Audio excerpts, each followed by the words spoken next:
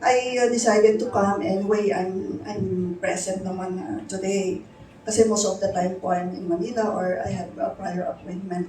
That's why I designated ARD Pluto to be our focal person for this Ungka flyover.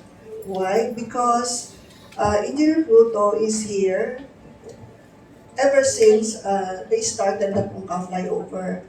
I would like to inform you that when I came in, the Ungka flyover is already open to traffic. And the set displacement was already noticed months before I came in. So, I am not telling that it's not me because it's our department. It's our department and we're doing something about it. And I really appreciated what SP Distura told us earlier kasi po, sometimes yung issue nagiging personal. So sabi ko nga po, I never knew of that problem before, but I'm trying to do something to solve it. As a public official, I have no right to be onion skin. Pero sana po, more on the trabaho lang din.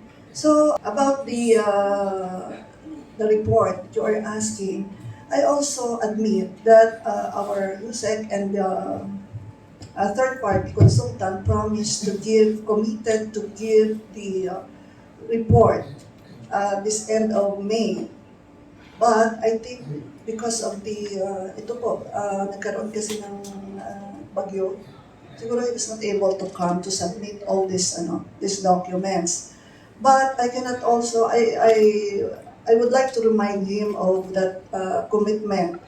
Kasi po, I cannot also force him to, though he committed it, baka there are other reasons why he was not able to submit it to us, but I cannot also compel him to submit immediately because actually his contract with us is until June of 2023.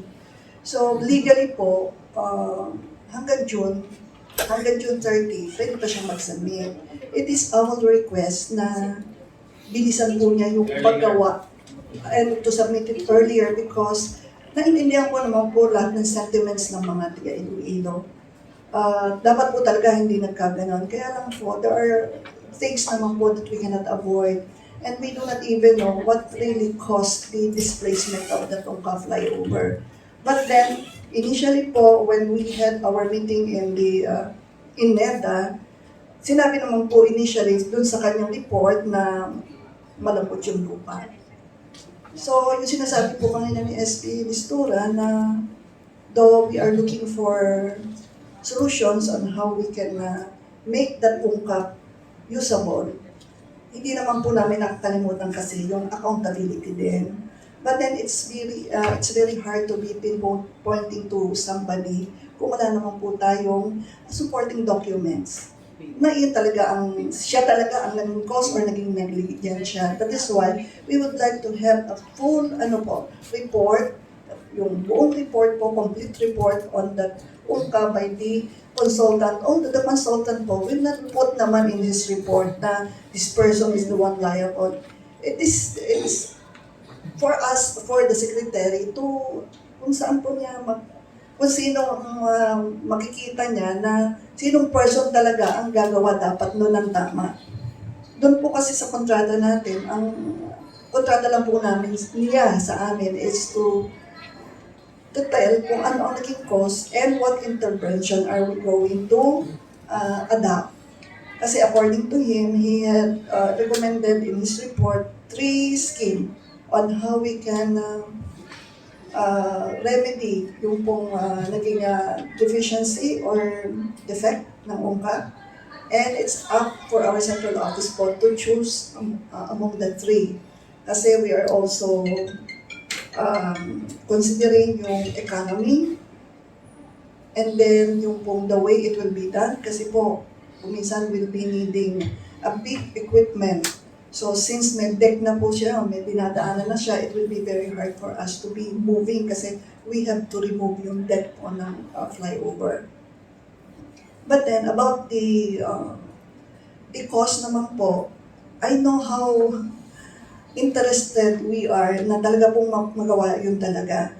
But then, number 1 po, we cannot request the fund this time.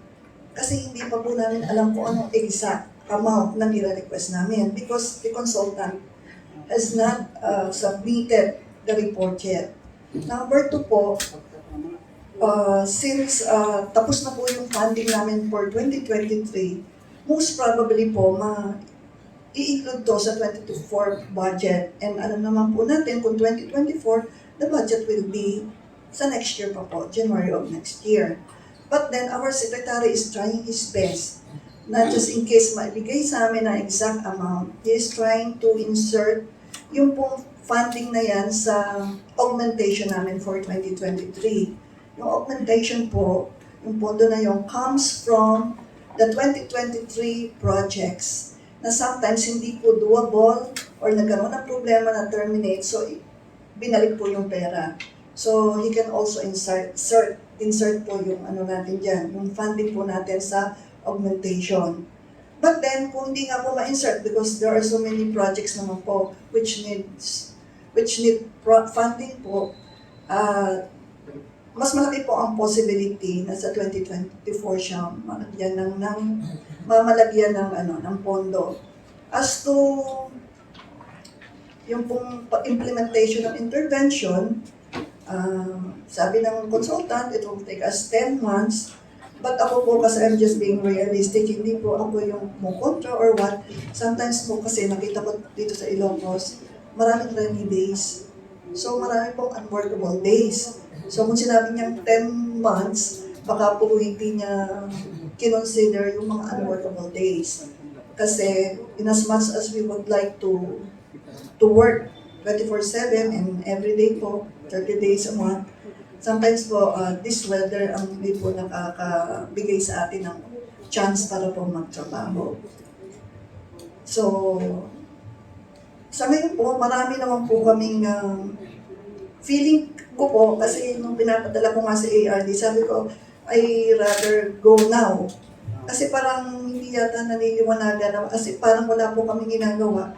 When it was reported to me, I was here July of 2022. It was only reported to me September 6 of 2022. When in fact, in the report of the PE, the settlement was even observed September of 2021, February of 2022, different regional directors. It was only reported to me after how many months? July, August, September, almost 2 months, more than 2 months. So talaga pong hindi ako ganun makaka-move. So after that, immediately the next day, I wrote our central office to assist us.